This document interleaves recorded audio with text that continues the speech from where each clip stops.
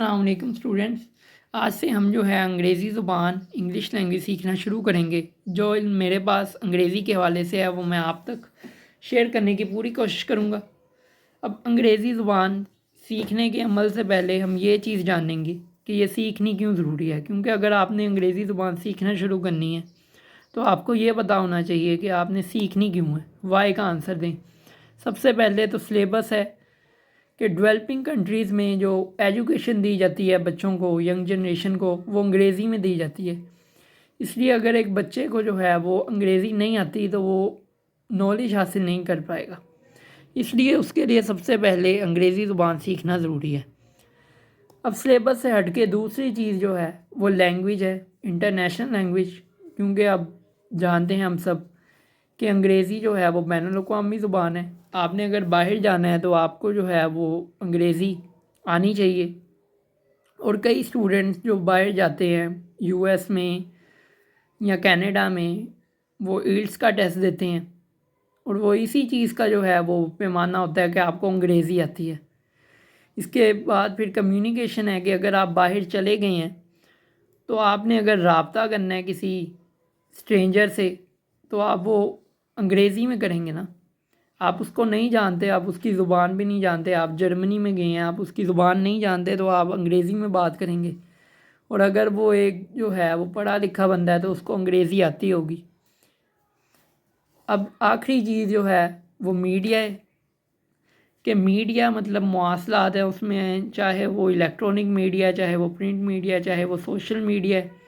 اگر ایک بندہ یہ چیزیں استعمال کر رہا ہے تو اس کو انگریزی آتی ہے تو وہ استعمال کر رہا ہے، کیونکہ جو زیادہ تر پوسٹ آتی ہیں وہ انگریزی میں ہی ہوتی ہیں۔ یوٹیوب لے لیں، انسٹاگرام لے لیں۔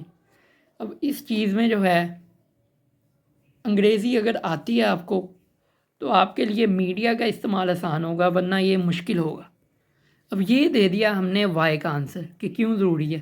اب یہ انگریزی زبان سیکھنے کی سیریز میں جو ہم شروع کریں گے، سب سے پہلی سیریز وہ ہوگی ٹینسز کی، زمانے، کہ کس زمانے کے حوالے سے آپ بات کر رہے ہو۔ وہ آپ ماضی کے حوالے سے بات کر رہے ہو، وہ آپ حال کے حوالے سے بات کر رہے ہو، وہ آپ مستقبل کے حوالے سے بات کر رہے ہو۔ یہ اس کی 3 اقسام ہیں زمانے کی۔